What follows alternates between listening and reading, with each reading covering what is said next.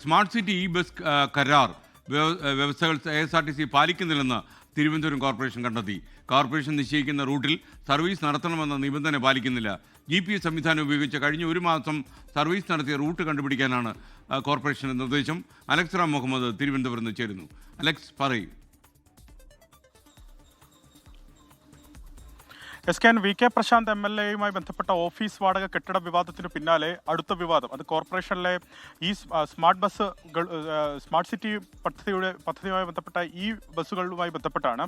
ആ വിവാദവും കത്തിപ്പടരുമെന്നുള്ള കാര്യം ഏറെക്കുറെ ഉറപ്പായി. കഴിഞ്ഞ ദിവസം തന്നെ BJP ഭരണസമിതി, അതായത് കോർപ്പറേഷൻ ഭരിക്കുന്ന BJP ഭരണസമിതിയും CPI-യും ഇതുമായി ബന്ധപ്പെട്ട അഭിപ്രായ പ്രകടനങ്ങൾ നടത്തിയിരുന്നു. ഇതിൽ ഈ കരാർ പരിശോധിക്കുമെന്ന്, അതായത് സ്മാർട്ട് സിറ്റിയും ത്രികക്ഷി കരാറാണ്. സ്മാർട്ട് സിറ്റി ഒപ്പം കോർപ്പറേഷൻ KSRTC-യുമായി ആണ് ഈ കരാർ ഒപ്പുവെച്ചിരിക്കുന്നത്. മൂന്നുപേരും കൂടിയാണ് ഒപ്പുവെച്ചിരിക്കുന്നത്. ഇതിൽ പ്രധാനപ്പെട്ട കരാർ വ്യവസ്ഥകൾ ഇപ്രകാരമാണ്. അതായത് കോർപ്പറേഷൻ നിശ്ചയിക്കുന്ന റൂട്ടുകളിൽ സർവീസ് നടത്തണം. തിരക്കുള്ള സമയങ്ങളിൽ നഗരപരിധിക്കുള്ളിലും തിരക്ക് കുറവുള്ള സമയങ്ങളിൽ നഗരത്തിന് പുറത്തേക്കും സർവീസ് നടത്താമെന്നുള്ളതാണ്. ടിക്കറ്റ് നിരക്ക് കോർപ്പറേഷൻ നിശ്ചയിക്കും. ടിക്കറ്റ് വരുമാനത്തിന്റെ 30% അത് കോർപ്പറേഷന് നൽകണം. ഒപ്പം കൃത്യമായ ഇടവേളകളിൽ മേയർ അധ്യക്ഷനായ മോണിറ്ററിംഗ് കമ്മിറ്റി ചേർന്ന് ഇക്കാര്യങ്ങൾ വിലയിരുത്തണം എന്നുള്ളതാണ് ഇതിന്റെ പ്രധാനപ്പെട്ട കരാർ വ്യവസ്ഥകൾ.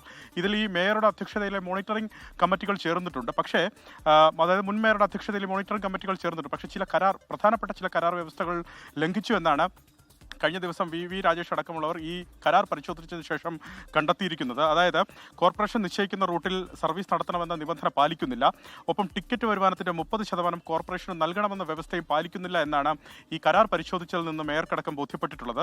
ഇതിൽ കരാർ വ്യവസ്ഥ ലംഘിക്കുന്നു എന്നാരോപിച്ച് ഇലക്ട്രിക് ബസ്സുകൾ നിലവിൽ സർവീസ് നടത്തുന്ന റൂട്ട് കണ്ടുപിടിക്കാൻ സ്മാർട്ട് സിറ്റിക്ക് കോർപ്പറേഷൻ നിർദ്ദേശം നൽകിയിട്ടുണ്ട്. GPS സംവിധാനം ഉപയോഗിച്ച് കഴിഞ്ഞ ഒരു മാസം ബസ്സുകൾ സർവീസ് നടത്തിയ റൂട്ട് കണ്ടുപിടിക്കാനാണ് നിർദ്ദേശം നൽകിയിരിക്കുന്നത്.